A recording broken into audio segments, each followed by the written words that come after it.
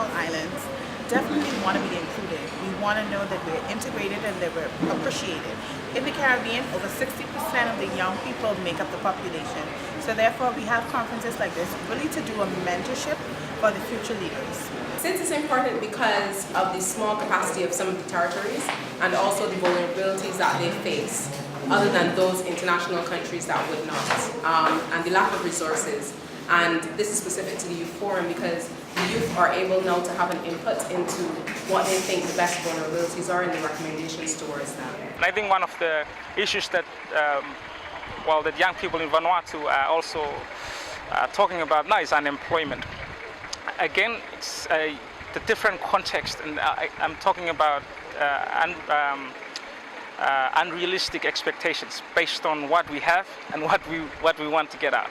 And I think there's not a problem. That's not a problem, as long as you don't get bitter about your government and your community. We need to enhance and empower the young people throughout the sustainable development, not only that, but in the entrepreneurship.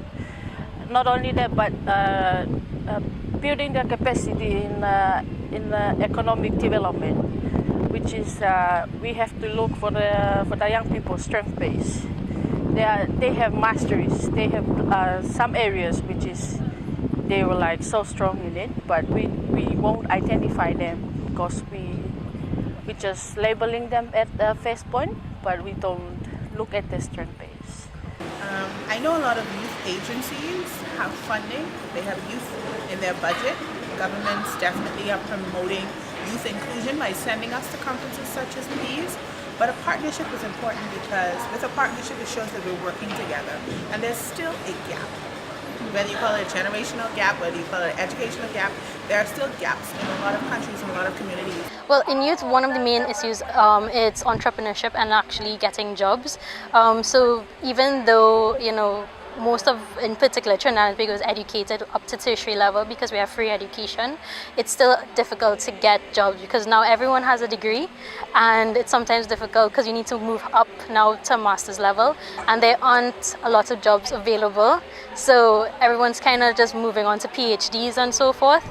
But there are not a lot of training opportunities in terms of getting, you're not trained, so you can't get a job. And you can't get a job because you're not trained. So it's like this cycle that we keep going around in. And so I think a lot of focus needs to go into that, as well as pushing entrepreneurship.